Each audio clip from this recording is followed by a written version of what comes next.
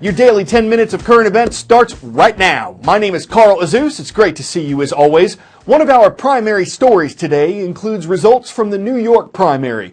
Tuesday's U.S. presidential nomination contest there were a significant boost to the frontrunners of both major political parties. Businessman Donald Trump claimed victory for the Republicans. He was born in the borough of Queens in New York City. His win in New York moved him closer to the 1,237 delegates a Republican would need to clinch the party nomination. Mr. Trump now has 847. Texas Senator Ted Cruz has 553. Ohio Governor John Kasich has 148 delegates. Former Secretary of State Hillary Clinton wasn't born in New York, but she represented the state as U.S. Senator. Her win there moved her closer to the 2,883 delegates a Democrat would need to clinch the party nomination. She now has 1,443 pledged delegates and 487 superdelegates. Vermont Senator Bernie Sanders has 1,183 pledged delegates and 40 superdelegates.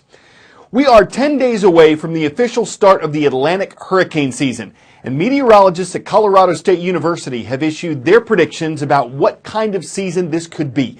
They're expecting 12 named storms will form this year and that 5 will become hurricanes. That's about average for the season that runs from June 1st through November 30th, though hurricanes can form outside those dates. Forecasting hurricanes is not an exact science. Predictions from Colorado State and the National Hurricane Center have often missed the mark. Still, they can help Americans and relief workers prepare in advance. One additional complication this year, though, El Niño, the natural warming of Pacific Ocean temperatures that can affect weather patterns all over. El Niño is weakening, and that could increase hurricane chances in the Atlantic or make them just entirely unpredictable. El Niño and La Niña play a critical role in the weather not only around the U.S., but around the world. Now, meteorologists don't have a crystal ball, but looking at La Niña and El Niño can give us a good indicator of the weather patterns over the next couple of weeks and even months. Let's take El Niño, first of all, a cross-section of the Pacific Ocean, and you can see all the deep red. When the trade winds relax, warmer than normal waters are able to spill to the eastern portion of the Pacific, bringing stormy conditions to the west coast of the U.S. as well as South America along the equator. Very different from a neutral year. You can see the Pacific Ocean in balance, our normal upwelling in the eastern Pacific and warmer waters in the western Pacific. La Niña has more upwelling than normal, and so you can see all of this cool water spilling over much of the Pacific, warmer than normal waters in the western Pacific, bringing stormy conditions there. But it's not just the Pacific you need to keep in mind during these years, it's the Atlantic as well.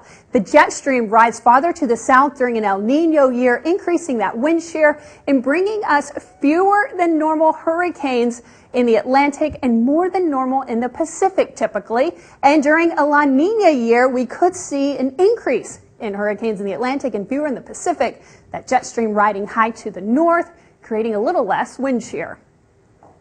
By the year 2020, there will be a new face on the U.S. $20 bill. Treasury Secretary Jacob Lew made the announcement yesterday. The Treasury Department has the authority to decide who appears on U.S. currency, as long as the person is deceased. And though the image of former President Andrew Jackson has been on the front of the 20 since 1928, it'll be moved to the back of the bill, the front replaced by a prominent abolitionist and women's rights advocate named Harriet Tubman. A former slave, Tubman escaped to freedom in 1849 and then led hundreds of other slaves to freedom through the Underground Railroad. It was a secret organization of safe houses that helped them move from place to place on their way to Canada. After the Civil War, Tubman ran a home for orphans and the elderly. Secretary Lew originally proposed featuring a woman on the $10 bill alongside former Treasury Secretary Alexander Hamilton. But after the public had its say, he decided to overhaul the 20.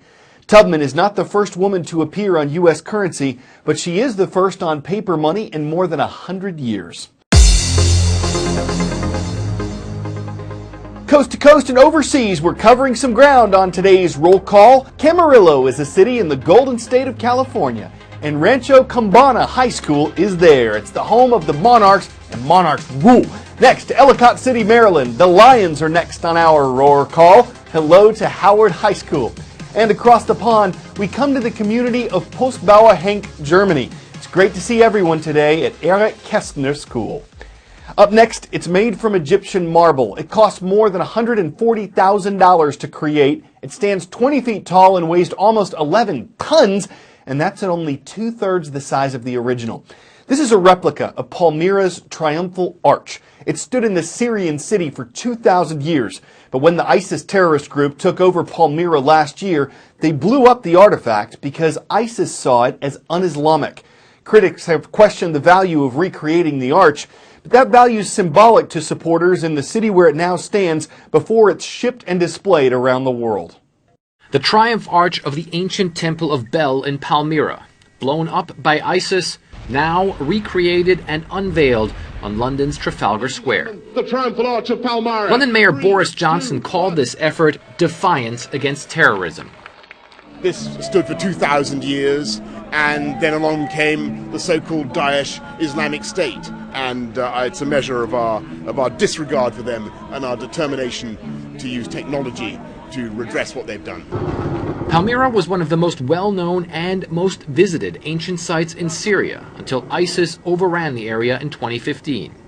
But before the extremists could reach the town, Syria's Antiquities Minister, Mamoun Abdul Karim, led a covert operation to evacuate many of the ancient statues, frescoes, and other items. The effort to recreate the Triumph Arch was spearheaded by the Institute for Digital Archaeology, using 3D printing technology to make it look and feel almost like the original. Those behind this project say they believe that this technology could also be used to recreate other ancient artifacts destroyed by terror groups like ISIS. There's also critics who say that no matter how good the replica is, it can never replace an original.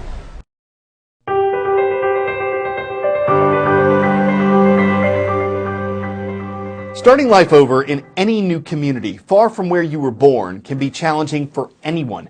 Add to that a language barrier, little or no previous education, and the often horrifying memories of living in a war zone, and you have the kind of young people that Luma Mufla has been working to help for more than 12 years. More than 10 years ago, I saw kids outside playing soccer, and it reminded me of the way I grew up playing soccer in Jordan.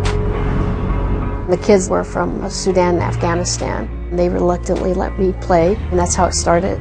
The person with the ball should have 2 passes going like this. I started a soccer team for refugees. Let's go. We called it the Fugees.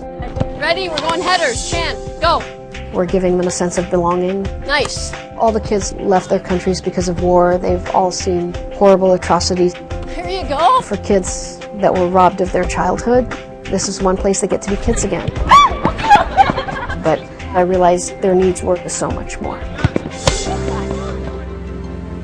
So I started a school for refugee kids. Good morning. They struggle academically and emotionally. Our curriculum is tailored to address their individual needs. So does this make sense now? They've experienced so much and they need to heal. When I first came here, the kids at my school, they were very mean. They said, go back to Africa. I felt really, really angry. Coach Luma shoved me a lot. Spite is the now. My grades have dramatically improved. I'm planning to start college on the fall. I don't think I'll be the young man I am today without Fugees. All 3 were standing. A good coach pushes their players to be excellent at everything that they do, but there's so many things stacked against them. I'm trying to give them all the opportunities that they deserve. 1, 2, 3. Go Fugees!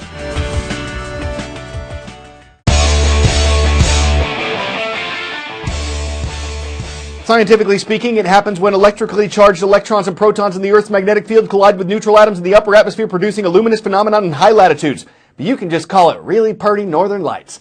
And while you'd normally have to travel to Canada or Siberia or Alaska to see these, NASA's provided this time-lapse video of what they look like from the International Space Station. So, an astronaut's eye view of the aurora borealis.